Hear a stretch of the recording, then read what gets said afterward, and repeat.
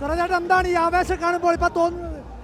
സത്യത്തിൽ ഇതിന്റെ മുകളിൽ കയറാനുള്ള കാരണം എല്ലാവരെയും അഭിവാദ്യം ചെയ്യുന്നതോടൊപ്പം അവിടെ നിൽക്കുമ്പോൾ പുറകിൽ പോലീസ് സ്റ്റേഷൻ ഭാഗത്ത് എത്ര പേരുണ്ടെന്ന് അല്ലെങ്കിൽ അവിടുത്തെ ഒരു ദൃശ്യം കാണാൻ പറ്റില്ല.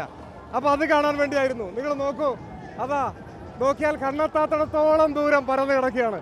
ഞാൻ നേരത്തെ സൂചിപ്പിച്ചു ഇതൊരു സമുദ്ര സമാനമായ മഹാജനസഞ്ചയമാണെന്ന്. അക്ഷരാർത്ഥത്തിൽ ഒരു മനുഷ്യക്കടൽ ആർത്തിരമ്പി വന്നിരിക്കുകയാണ്. അതേസമയം ഇവിടെ നിന്ന് നോക്കിയാൽ മറ്റൊരു രാഷ്ട്രീയ പാർട്ടിയുടെ പ്രചരണം കാണാം, അതിനപ്പുറത്ത് വേറൊരു രാഷ്ട്രീയ പാർട്ടിയുടെയും പ്രചരണം കാണാം. എന്നാൽ ഇവിടെ നിന്ന് നോക്കിയാൽ കണ്ണെത്താ ദൂരത്തോളം ഇടതുപക്ഷമാണ്.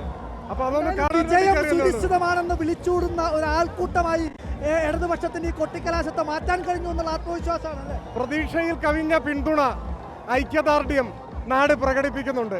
അതിന്റെ സാക്ഷ്യപത്രമാണിത്. നാടാകെ ഇടതുപക്ഷത്തിന്റെ നയങ്ങളെയും കാഴ്ചപ്പാടുകളെയും പിന്തുണയ്ക്കുന്നുണ്ട്. അതിന്റെ ആവേശവും ആഹ്ലാദവുമാണ് ഞങ്ങൾക്ക് എല്ലാവർക്കും ഉള്ളത്. ഈ നിലമ്പൂരിൽ ഇതിനു മുൻപ് ഏതെങ്കിലും ഒരു തെരഞ്ഞെടുപ്പിൽ ഇത്രയും വലിയൊരു ആൾക്കൂട്ടത്തെ ഇല്ല. ഈ കഴിഞ്ഞ 2 തവണയുള്ള തെരഞ്ഞെടുപ്പുകളിൽ ഞാൻ നിലമ്പൂരിൽ മറ്റൊരു മണ്ഡലത്തിലെ സ്ഥാനാർത്ഥിയായിരുന്നു.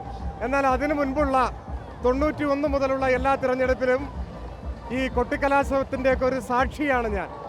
ഈ ഒരു പങ്കാളിത്തവും ആവേശവും ഇത്രമേൽ അന്നൊന്നും ഉള്ളതായി തോന്നിയിട്ട് ഇന്ന് പ്രതീക്ഷയിൽ കവിഞ്ഞ ആവേശോജ്വലമായ ഒരു ജനസാഗരം ഇവിടെയുണ്ട്. ഈ മണ്ഡലത്തിലെ ഏറ്റവും അവസാന പ്രചരണത്തിൽ അല്ലെങ്കിൽ വോട്ടർമാരോട് സ്വരാജിന് പറയാനുള്ളത് എന്താണ്?